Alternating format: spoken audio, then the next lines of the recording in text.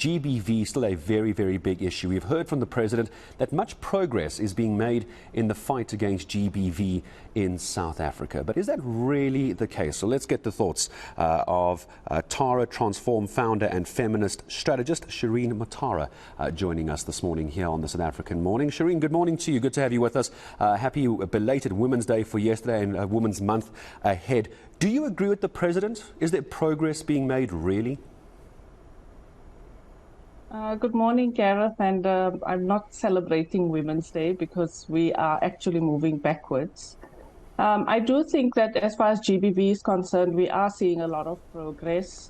There's the new strategic plan, and there's a lot happening around that plan to address GBV. But I think we also need to think about why we have GBV, and that is because of a lot of other issues that are affecting women. And so while we are trying to address GBV, we are not addressing the root causes of GBV. Let's unpack that for a second. I'm going to ask you about why you're not celebrating Women's Day and Women's Month in a moment. We'll get there. But give me one of the examples about one of the things that is not being tackled correctly about GBV. Okay, so I think we live in a very unequal society. We have still a number of issues around how we see women in our society, and as a result, women continue to struggle. Women are the main people that are still responsible for childcare, for unpaid care work. Women are stuck in the lowest paying jobs, in unskilled jobs.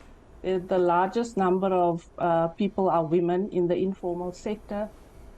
In our communities, we know that women are still facing a lot of backlash. Women now who are trying to advance in the workplace are also struggling. We have the gender pay gap. If you look at the Commission for Employment Equity's most recent report, you will see that we only have 24% of women in top management in this country, and yet we've had that legislation since 1998.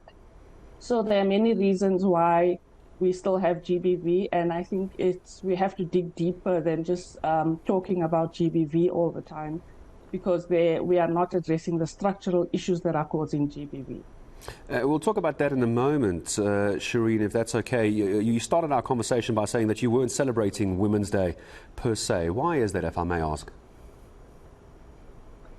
I think that every year when we get to this time of the year, we tend to send lots of messages about Happy Women's Day and so on.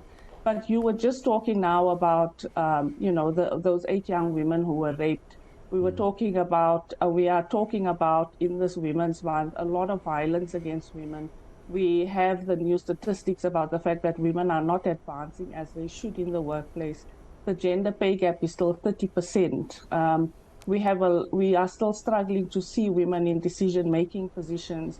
And what we also know from recent research from the World Economic Forum is that because of COVID, women's position in society has deteriorated, and it'll take us another generation before we can even think about gender parity, which means that it's going to take us 134 years before we can even think about gender equality. Do you think our government and those in charge in the country, the decision makers in our country, are against gender parity? Because there is an argument that if they were so pro-gender parity, a lot more would have been done by the time we got to 2022. Have the men in leadership positions in our country failed all women in South Africa? Well, I think it's not just the men in leadership positions. I think it's the women in leadership positions too. I think initially when our democracy was new and fresh, we had a lot of women in parliament who were doing a lot of things to advance gender equality, which is why we have so much good legislation around advancing gender equality in different spaces. But as you can see, we have failed to implement that legislation. The thing is that the issue of patriarchy is systemic, and it cuts right into the heart of who we are and how we show up as a country, and as a result we see what we see. So whilst we talk the talk, we don't walk the walk, and we are kind of playing at the fringes. We have a GBV plan. We'll do that in terms of the GBV plan because everybody's talking about that, but we are not addressing the other structural issues, and we are seeing that from Parliament to the executive, we are not seeing any deep commitment to advancing gender equality.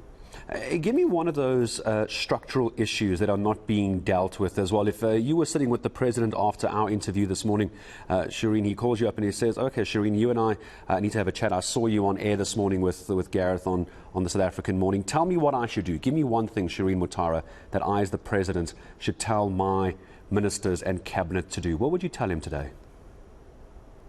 Well, I'll tell them to do their jobs, because essentially we are trying to address inequality, we are trying to address poverty, we are trying to address unemployment, and all those issues affect women the most. And so if our government just implements the legislation we already have, takes the action they should be taking, then we will see change. As I said earlier, we have the legislation. It's not that we don't have it. What we fail to do is we fail to implement the legislation, and then when we sit with problems like corruption and so on, those detract us from, addressing the issues that are facing women. So for me, in a nutshell, they really should just be doing their job. Just do the job. That's the word from Shireen Mutara this morning. I appreciate your time for speaking to us here on the South African Morning.